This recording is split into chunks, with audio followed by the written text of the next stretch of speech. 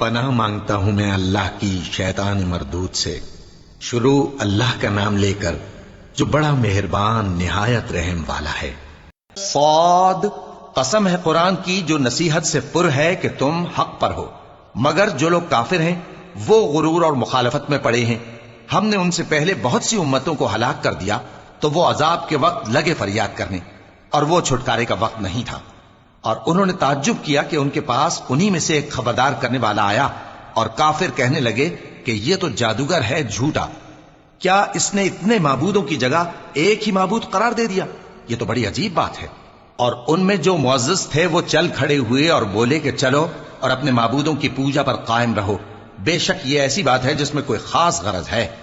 یہ بات کسی دوسرے مذہب میں ہم نے کبھی سنی ہی نہیں، یہ تو بالکل گھڑی ہوئی بات ہے۔ کیا ہم سب میں سے اسی پر نصیحت کی کتاب اتری ہے؟ اصل بات یہ ہے کہ یہ لوگ میری نصیحت کی طرف سے شک میں ہیں، بلکہ انہوں نے ابھی میرے عذاب کا مزہ نہیں چکھا۔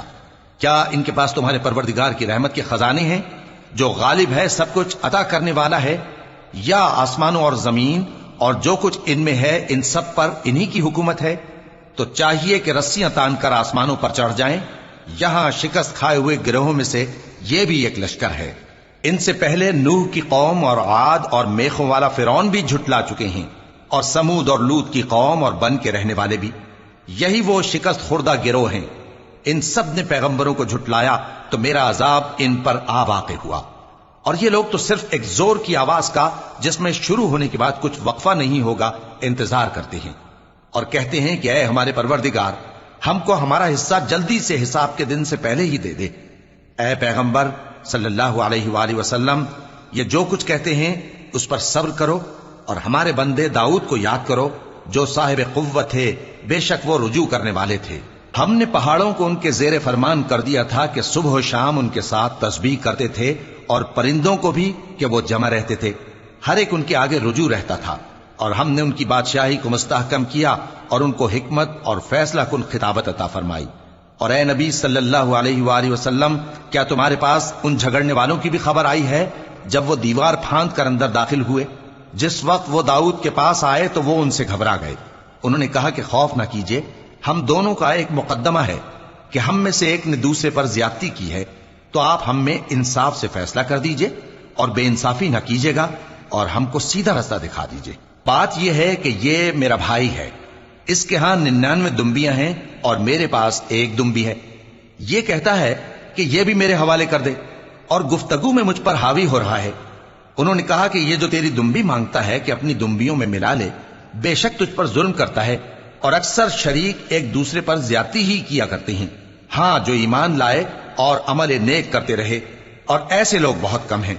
اور داؤد نے خیال کیا کہ اس واقعے سے ہم نے ان کو آزمایا ہے، تو انہوں نے اپنے پروردگار سے مغفرت مانگی اور جھک کر سجدے میں گر پڑے اور اللہ کی طرف رجوع کیا، تو ہم نے ان کو بخش دیا، اور بے شک ان کے لیے ہمارے ہاں قرب اور عمدہ مقام ہے۔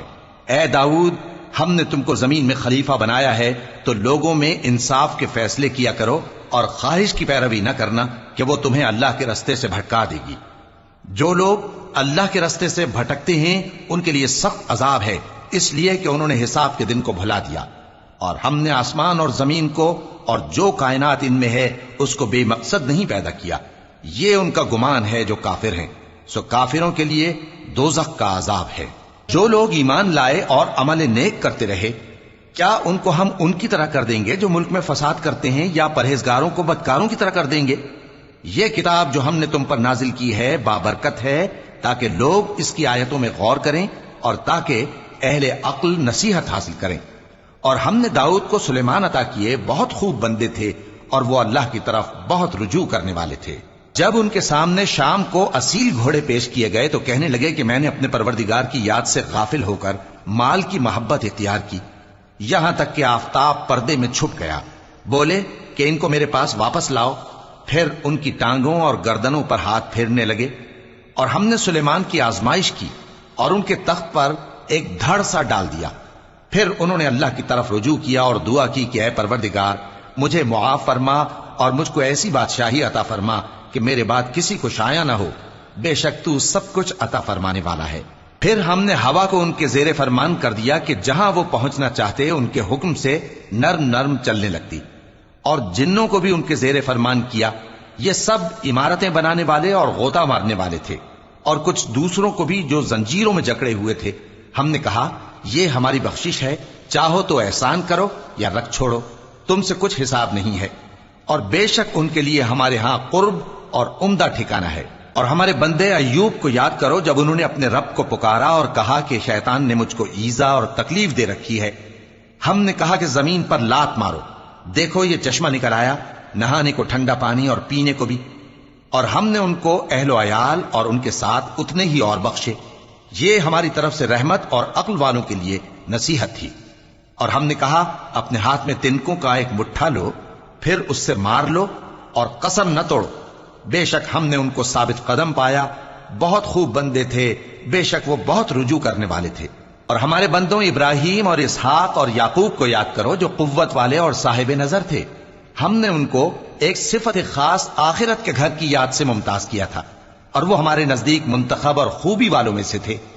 اور اسماعیل اور الیسع اور ذوالکفل کو یاد کرو، اور یہ سب بھی خوبی والوں میں سے تھے۔ یہ نصیحت ہے اور پرہیزگاروں کے لیے تو عمدہ ٹھکانہ ہے، ہمیشہ رہنے کے باغ جن کے دروازے ان کے لیے کھلے ہوں گے، ان میں تکیے لگائے بیٹھے ہوں گے، اور کھانے پینے کے لیے بہت سے میوے اور مشروبات منگاتے رہیں گے، اور ان کے پاس نیچی نگاہ رکھنے والی اور ہم عمر حوریں ہوں گی۔ یہ وہ چیزیں ہیں جن کا حساب کے دن کے لیے تم سے وعدہ کیا جاتا تھا، یہ ہمارا رزق ہے جو کبھی ختم نہیں ہوگا۔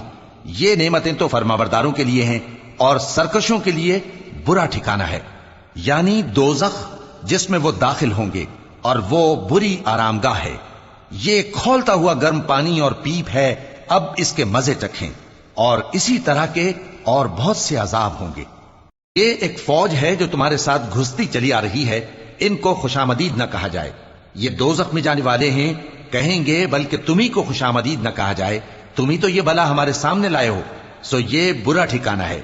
وہ کہیں گے اے پروردگار جو اس کو ہمارے سامنے لایا ہے اس کو دوزخ میں دگنا عذاب دے، اور کہیں گے کیا سبب ہے کہ یہاں ہم ان لوگوں کو نہیں دیکھتے جن کو ہم بروں میں شمار کرتے تھے؟ کیا ہم نے ان سے ٹھٹھا کیا ہے یا ہماری آنکھیں ان کی طرف سے پھر گئی ہیں؟ بے شک یہ اہل دوزخ کا جھگڑنا برحق ہے۔ کہہ دو کہ میں تو صرف خبردار کرنے والا ہوں، اور اللہ اکیلے اور غالب کے سوا کوئی معبود نہیں۔ جو آسمانوں اور زمین اور جو مخلوق ان میں ہے سب کا مالک ہے، غالب ہے، بخشنے والا۔ کہہ دو کہ یہ ایک بڑی ہولناک چیز کی خبر ہے جس کو تم دھیان میں نہیں لاتے۔ مجھ کو اوپر کی مجلس والوں کا جب وہ جھگڑتے تھے کچھ بھی علم نہ تھا، میری طرف تو یہی وحی کی جاتی ہے کہ میں کھلم کھلا خبردار کرنے والا ہوں۔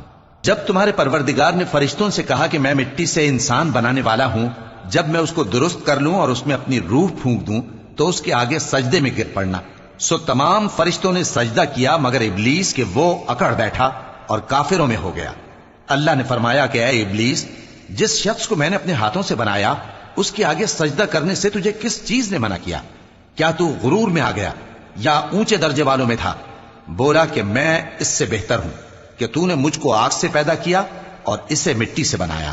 فرمایا بس یہاں سے نکل جا، تو مردود ہے اور تجھ پر قیامت کے دن تک میری لعنت پڑتی رہے گی۔ کہنے لگا کہ میرے پروردگار اچھا تو مجھے اس روز تک کہ لوگ اٹھائے جائیں مہلت دے۔ فرمایا کہ تجھ کو مہلت دی جاتی ہے اس روز تک جس کا وقت مقرر ہے۔ کہنے لگا کہ مجھے تیری عزت کی قسم میں ان سب کو بہکاتا رہوں گا سوائے ان کے جو تیرے چنے ہوئے بندے ہیں۔ فرمایا ٹھیک ہے، اور میں ٹھیک ہی کہتا ہوں کہ میں تجھ سے اور جو ان میں سے تیری پیروی کریں گے سب سے جہنم کو بھر دوں گا۔ اے پیغمبر کہہ دو کہ میں تم سے اس کا صلہ نہیں مانگتا اور نہ میں بناوٹ کرنے والوں میں ہوں۔ یہ قرآن تو اہل عالم کے لیے نصیحت ہے، اور تم کو اس کا حال کچھ وقت کے بعد معلوم ہو جائے گا۔